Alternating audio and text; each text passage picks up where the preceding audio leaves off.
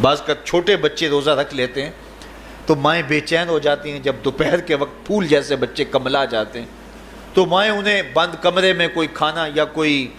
Toffee یا کوئی اور چیز یا چاکلیٹ دیتی ہیں کہ بیٹے یہ کھا لو، تو وہ بچے نہیں کھا رہے ہوتے تو مائیں کہتے ہیں پتر کھا لو، کوئی نہیں دیکھ رہا، تو وہ بچے بھی کہتے ہیں اللہ دیکھ رہا ہے۔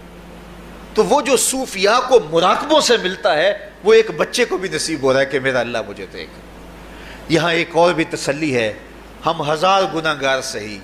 ہم ہزار سیاہ کار سہی،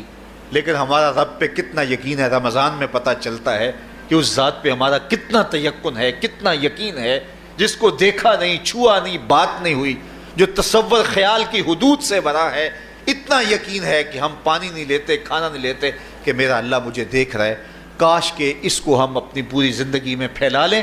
اور اس کو زندگی میں جب ہم طاری کر لیں گے تو پھر گناہ کرنا محال اور ناممکن ہو جائے گا، اور زندگی نور علی نور ہو جائے گی، اور یہی تقوی کا حصول ہے۔ خوش نصیب ہیں وہ لوگ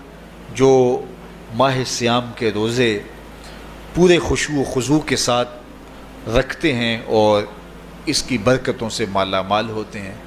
ورنہ بعض لوگ میں نے ایسے بھی دیکھے ہیں وہ چھوٹی چھوٹی بیماریوں کا بہانہ بنا کے روزہ ترک کر دیتے ہیں اور انہیں حوصلہ ہی نہیں پڑتا روزہ رکھنے کا، چونکہ الصوم نصف الصبر، روزہ آدھا صبر ہے۔ میں سمجھتا ہوں، میں شوگر کا مریض ہوں، اور 4 سے 5 گھنٹے اگر مجھے کچھ کھانے کو نہ ملے تو میری طبیعت میں ایسا اضطراب اور بے چینی پیدا ہو جاتی ہے کہ میں گھر والوں سے الجھنے کی کیفیت میں بھی آ جاتا ہوں۔ لیکن ماہ صیام میں 20 گھنٹے بھی کاٹ لیتا ہوں، لیکن میری طبیعت پہ کوئی بوجھ اس لیے نہیں ہوتا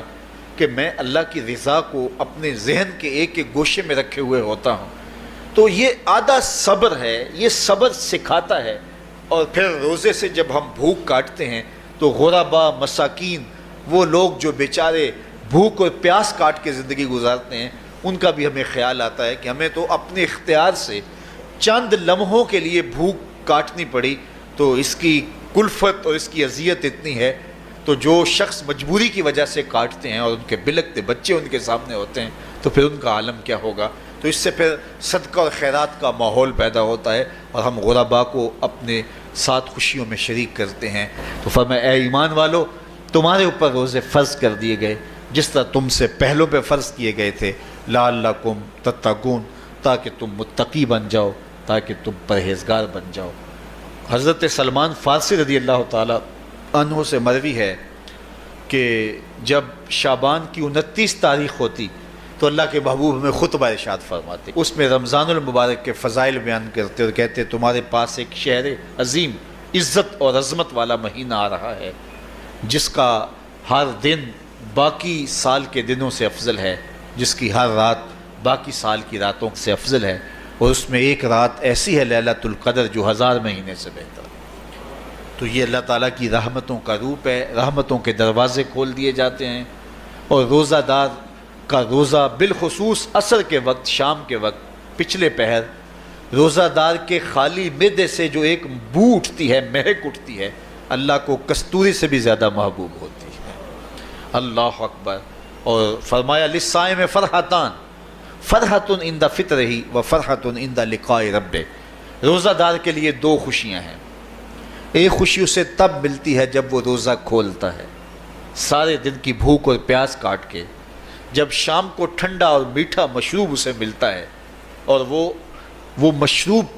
اپنے جو ہے وہ منہ میں ڈالتا ہے، وہ معدے کی طرف اترتا ہے، تو اس کی زبان بولے نہ بولے اس کا ایک ایک انگ اللہ کی تسبیح بول رہا ہوتا ہے اور اللہ کا شکر ادا کر رہا ہوتا ہے۔ اس وقت اسے ایک عجیب فرحت ہوتی ہے کہ اتنا طویل لمبا روزہ تھا، شکر ہے کہ میرا روزہ تکمیل کو پہنچا۔ ایک روحانی مسرت، پھر روزہ کھلنے کے وقت اس کو بدنی مسرت، تو ایک فرمایا اس کو فرحت تب ملتی ہے جب وہ روزہ کھولتا ہے، وَفَرْحَةٌ عِنْدَ لِقَاءِ رَبِّهِ، اور دوسری فرحت اسے تب ملے گی جب روزے کے صلے میں اللہ اپنے رخ سے پردہ ہٹا دے گا اور اللہ اپنا دیدار عطا فرمائے گا۔ تو یہ روزے دار کے لیے خوشیاں ہیں۔ تو